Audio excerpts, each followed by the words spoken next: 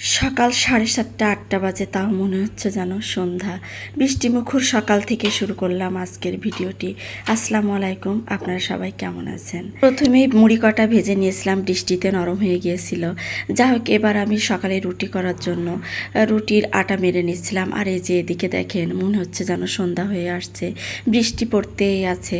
আর বৃষ্টির সময় যেন পরিবারের সবার চাহিদা, খাবার চাহিদা এক একজনের এক এক রকম হতে থাকে। কেউ বলে রুটি বানাও, কেউ বলে মাংস রান্না করো, ভাত রান্না করো, কেউ বলে খিচুড়ি।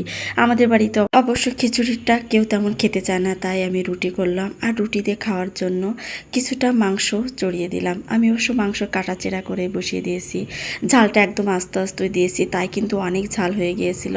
আর আজকে মাংসটায় অনেক বেশি চর্বি ছিল।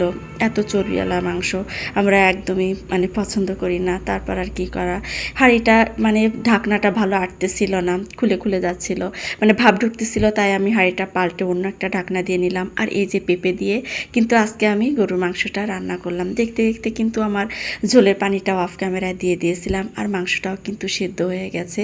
পেঁপেটা তো একদমই গলে গেছে, পেঁপে দিলে মাংস মনে হয় তাড়াতাড়ি সেদ্ধ হয়ে যায়।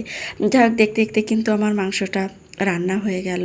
সকালের খাবার এটাই খাওয়া হবে, এই যে মাংস, আর সাথে হচ্ছে রুটি। রুটি আর মাংস সবাইকে পরিবেশন করলাম, সাথে আমিও খেয়ে নিলাম। এটাই সকালের নাস্তা হয়ে গেল। কিন্তু যেদিন রুটি বানানো হয় সেদিন কিন্তু পাশাপাশি দুপুরের জন্য ভাত তরকারি সবই রান্না করতে হয়। রান্নাঘর থেকে বের হওয়ার সময়ই পাওয়া যায় না, তেমনই আজ আমার হলো।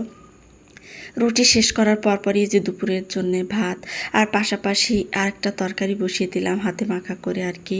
এটা হচ্ছে মিষ্টি কুমড়ো। আর মিষ্টি কুমড়োতে এই যে ট্যাংরা মাছ দিব, আর ট্যাংরা মাছগুলো কষিয়ে নিয়ে রান্না করলে তেমন একটা ভালো লাগছে না। এর আগে একদিনও কষিয়ে নিয়ে রান্না করছি, তা একদমই খেতে পারিনি, তাই আজকে একটু ভাজা করে নিলাম।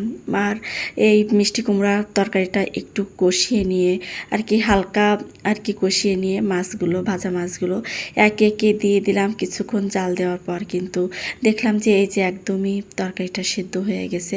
আর হয়ে আসার কিছুক্ষণ আগে জিরা গুঁড়া দিয়ে তরকারিটা নামিয়ে নিলাম। আর নামিয়ে নেওয়ার পরই কিন্তু দুপুরের খাওয়াও শুরু হয়ে গেছে। দুপুরের খাওয়া শেষ হতে না হতেই কিন্তু তেমন একটা রেস্টই পাওয়া গেল না, সন্ধ্যাও ঘনিয়ে আসলো। আর সন্ধ্যার বিকাল টাইমে সবাই আবার একটু নাস্তা করে দাও, তখন আবার এই যে আলু কুচি, তারপরে বেসন, আর হচ্ছে চালের গুঁড়া, একটু টক দই, আর কি কাঁচা ঝাল, রসুন, আদা, আর কি যা যা ছিল সব কিছু। আর সবার শেষে হচ্ছে একটু জিরা গুঁড়া দিয়ে মাখিয়ে খুব মজাদার একটা নাস্তা কিন্তু বিকালেও তৈরি করেছিলাম। আর এই নাস্তাটা একটু ডুবো তেলে ভাজা করেছিলাম। বৃষ্টির দিনে এরকম সন্ধ্যা টাইমে ভাজা পোড়া খেতেও কিন্তু খুবই ভালো লাগে। যাই হোক, ভিডিওটি আমি এখানে শেষ করবো। সব ভালো থাকবেন, আল্লাহ।